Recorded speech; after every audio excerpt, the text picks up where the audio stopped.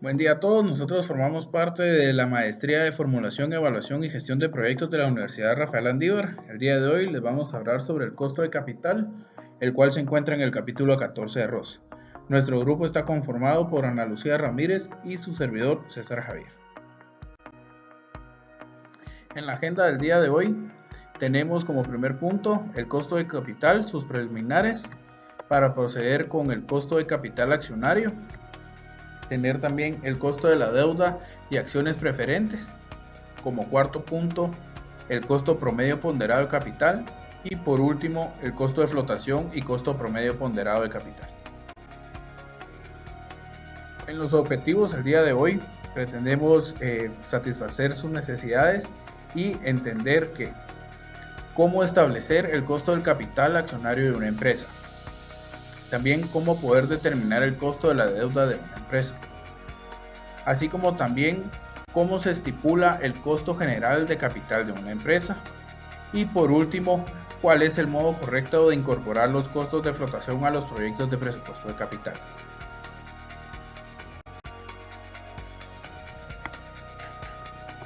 En el costo de capital, en los preliminares como el punto 1, vamos a ver el rendimiento requerido versus el costo del capital.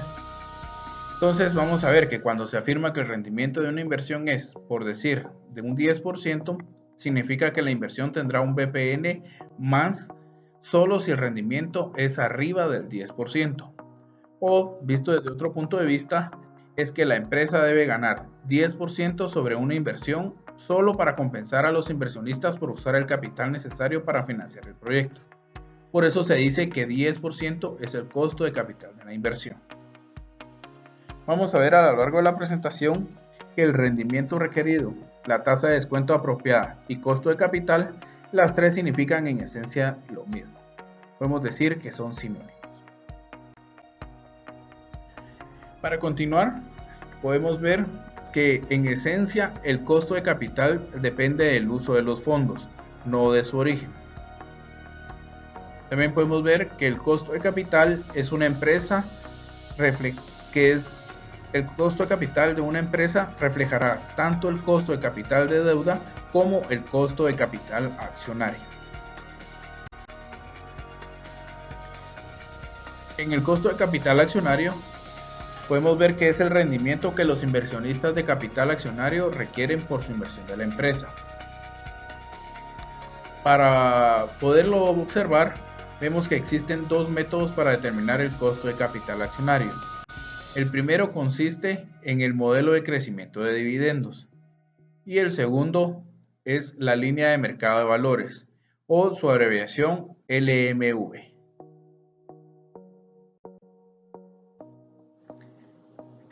Entonces podemos observar que se utiliza la siguiente forma para poder determinarlo. Esta se lee como RE igual al D primero dividido el P de 0 más G. Estas siglas lo que significan es, el RE es el rendimiento que requieren los accionistas. Es posible interpretarlo como el costo del capital accionario de la empresa.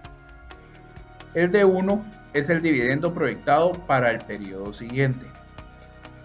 El P0 es el precio por cada acción. Y la G es la tasa de crecimiento. Esta por lo general se supone que es constante. Para poder observar de mejor manera lo que venimos hablando, vamos a ilustrarlo con un ejemplo de cómo se calcula el rendimiento. Supongamos que la empresa que presta servicios públicos pagó un dividendo de $4 por acción el año pasado. Hoy en día la acción tiene un valor de $60. Se estima que el dividendo crecerá de manera continua a una tasa de 6% anual en un futuro indefinido. Entonces la pregunta es, ¿cuál es el costo de capital contable para la empresa? Entonces de primero vamos a ver que se calcula que los dividendos esperados en el año siguiente, o sea la D1, sean el año inicial o el año anterior por 1 más la tasa. Entonces observamos que son $4 por 1.06, lo cual nos da un total de $4.24. Entonces, para continuar con el ejemplo, vemos que ya conocido lo anterior, el costo del capital accionario, que la rentabilidad sería el de 1, que es lo que se espera en el año siguiente, dividido el precio de la acción más la tasa, que sería en este caso el 0.06, lo cual nos da un valor de 13.07%. Entonces podemos concluir que el costo del capital accionario es del 13.07%. Entonces, en el modelo anterior vimos que la G ya no la daba el caso, pero para poderles ilustrar de una mejor manera y poderlos informar, vemos que para aplicar el modelo de crecimiento de dividendos hay que estimar un valor de G, que es la tasa del crecimiento, y para eso existen dos maneras de hacerlo. La primera es que se utilizan las tasas de crecimiento históricas, y la segunda es que se consultan los pronósticos de los analistas sobre las tasas de crecimiento para obtener el valor.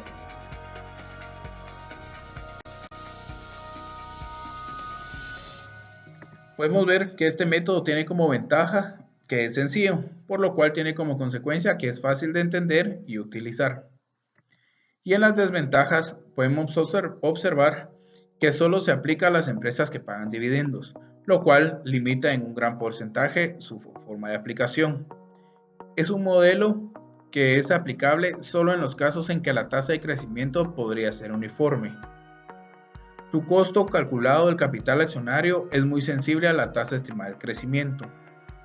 También observamos que el método no considera en forma explícita el riesgo y que es difícil decir si el rendimiento estimado corresponde al nivel de riesgo como consecuencia.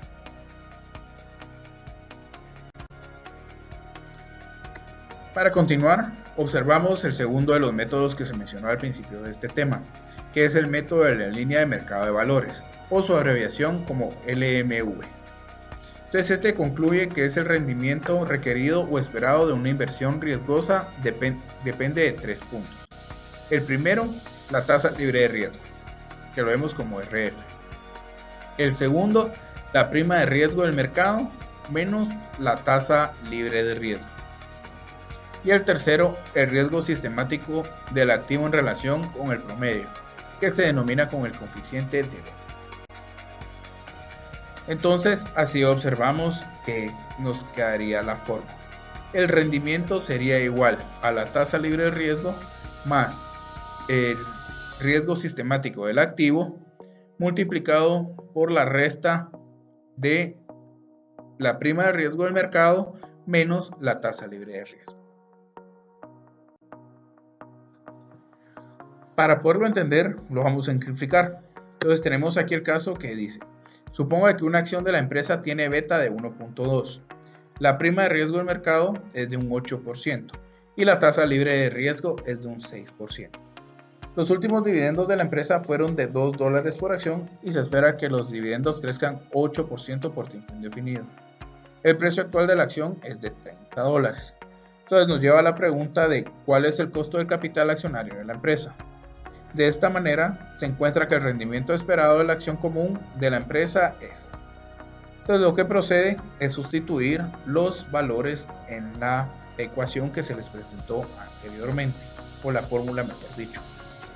Entonces tenemos que un 6% más un 1.2 por un 7%, lo cual nos daría un valor total de un 14.4%. Tenemos que tener en cuenta que la prima de riesgo del mercado basada en acciones comunes de empresas grandes, ya que es un ejemplo, pero así es el margen que así se utiliza normalmente. Entonces, para concluir, indica que el 14.4% es el costo del capital de la empresa. Entonces observamos que como ventajas, esta se ajusta de manera explícita al riesgo, y por ende es aplicable a otras empresas de las que tienen un crecimiento constante en sus dividendos. En sus desventajas podemos observar que requiere que se calculen dos cantidades, siendo la primera el riesgo del mercado y el coeficiente de beta, lo cual nos llevaría a que si las estimaciones son malas, el costo de capital accionario que resulte será inadecuado. Y cuando se aplica el método en esencia, se depende del pasado para pronosticar el futuro.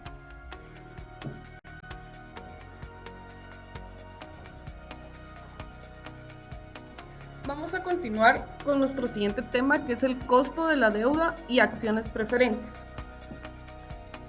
Tenemos que tomar en cuenta que además del capital accionario habitual, las empresas recurren a instrumentos de deuda o en menor medida a acciones preferentes para financiar sus inversiones. Vamos a hablar primero sobre el costo de la deuda. Este es el rendimiento que los acreedores de una empresa piden por nuevos préstamos. Tenemos que tomar en cuenta que, a diferencia del costo del capital accionario de la compañía, el costo de la deuda de esta se observa directa o indirectamente. Tenemos que ver también que el costo de la deuda es simplemente la tasa de interés que la empresa debe pagar por nuevos préstamos, y es posible consultar las tasas de interés de los mercados financieros. Siempre tenemos que examinar el rendimiento sobre la deuda en el mercado actual. En los libros nosotros podemos ver que se hace referencia a RD y es para denotar el costo de la deuda.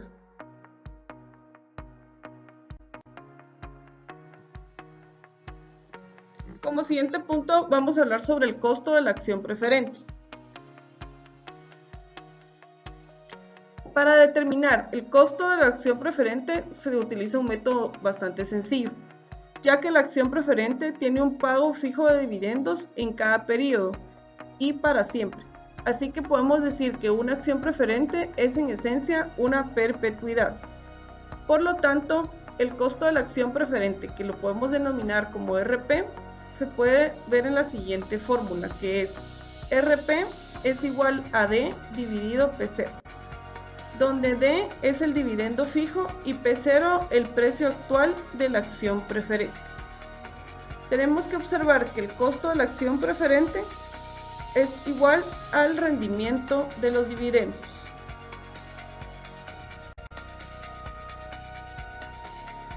Como siguiente punto vamos a hablar sobre el costo promedio ponderado capital. El costo promedio ponderado capital abarca el análisis de la deuda y del capital accionario.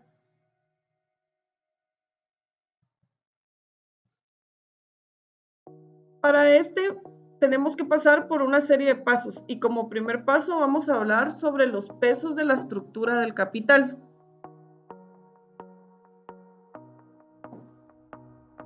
Como primer punto, en el peso de la estructura del capital o bien el porcentaje de la estructura del capital, se utiliza el símbolo de E, que representa el valor en el mercado del capital accionario de una empresa. Para calcular este, tenemos que tomar el número de acciones en circulación y multiplicarlo por el precio por acción. Como segundo paso, de la misma forma, tenemos que el símbolo D representa el valor en el mercado de la deuda de una empresa. Las deudas a largo plazo se calculan al multiplicar el precio en el mercado de un solo bono por el número de bonos en circulación. A esto también tenemos que agregar las deudas a corto plazo, que por lo general los valores en libros y de mercado deben ser similares, así que podemos utilizar los valores en libros como estimación de los valores de mercado.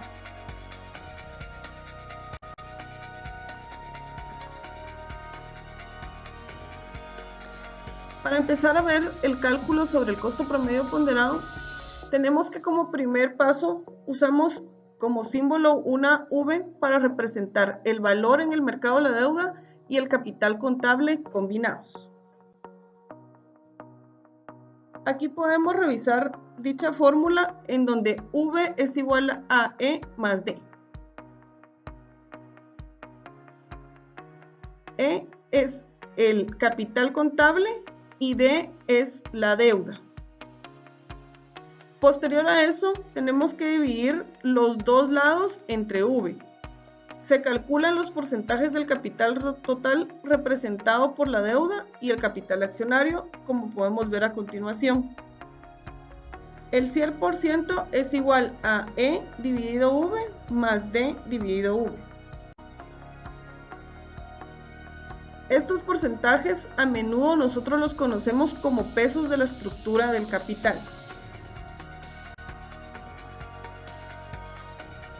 Para poder entender mejor la fórmula anteriormente mencionada, vamos a ver un ejemplo. Si el valor total en el mercado de las acciones de una empresa se calcula en 200 millones de dólares y el valor total en el mercado de la deuda se calculó en 50 millones de dólares, como primera parte vamos a sacar nuestra V, que recordemos que es la combinación de el capital más la deuda. Entonces aquí podemos ver que las acciones en el mercado eran 200 millones más la deuda que eran 50 millones, nos da un total de nuestra V de 250 millones. Ahora vamos a pasar al segundo paso para poder saber cuál es el peso de esto en nuestro capital. Entonces vamos a dividir E dividido V, que va a ser los 200 millones de dólares dividido los 250 millones que calculamos, nos va a dar que es el 80% del financiamiento de la empresa. Y el resto es el otro el 20% que sería la deuda. Aquí podemos ver cómo se sacó el 80% y el 20%. Recordemos que dividimos los 200, que son las acciones, dividido los 250 millones, que es nuestra combinación de la acción más la deuda, y lo multiplicamos por 100 para sacar el porcentaje. De la misma forma, en nuestro siguiente paso hacemos la deuda, que son los 50 millones, dividido nuestra V, que es 250, por 100, lo que nos da un 20%.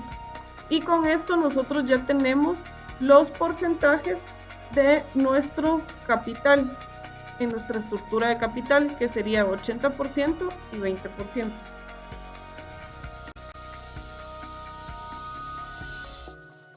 Para poder continuar con nuestro cálculo del costo promedio ponderado capital, debemos de tomar en cuenta el tema también de los impuestos. Es importante tener presente que el interés está puesto siempre en los flujos de efectivo después de impuestos. Si se quiere determinar la tasa de descuento apropiada para estos flujos, esta también tiene que expresarse después de impuestos. El interés pagado por una corporación es deducible para fines de impuestos. Los pagos de los accionistas, como los dividendos, tenemos que tomar en cuenta que no son deducibles.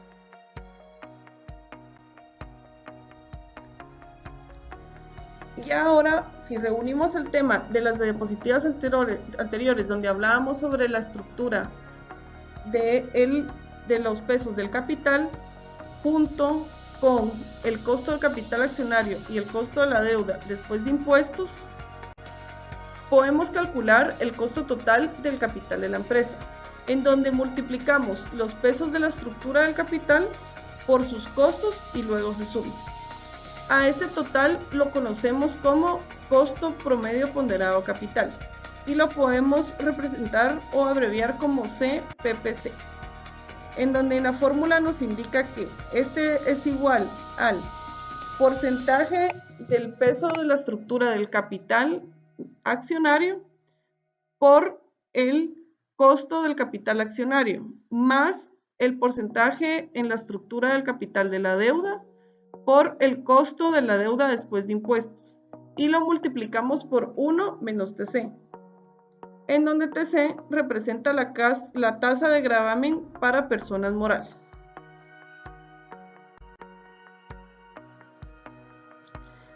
Y como último tema, vamos a ver nuestro costo de flotación y costo promedio ponderado de capital. Podemos ver que si una empresa acepta un proyecto nuevo, tal vez se le requiera que emita o flote nuevos bonos y acciones, lo cual significa que la empresa incurrirá en algunos costos, y a esto se le llaman costos de flotación. Estos costos son consecuencia de la decisión de emprender un proyecto, por lo cual son flujos de efectivos pertinentes.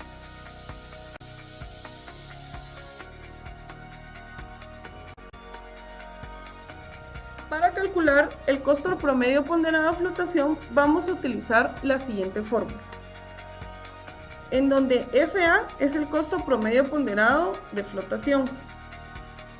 Recordar que EV es el porcentaje de nuestro peso de la estructura del capital, del capital accionario.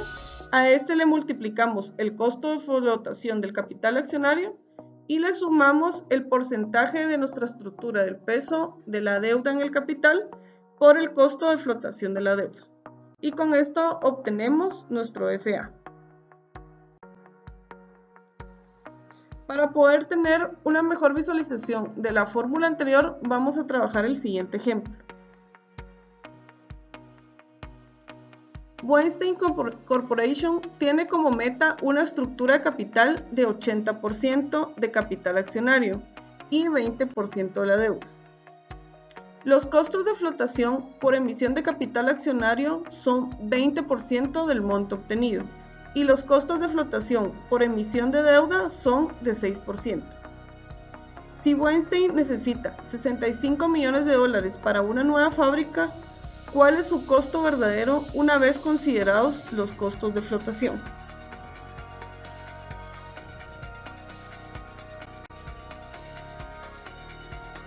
Como primera parte del ejemplo, vamos a calcular el costo promedio ponderado de flotación, que como vimos en la fórmula anterior, está denominado como FA.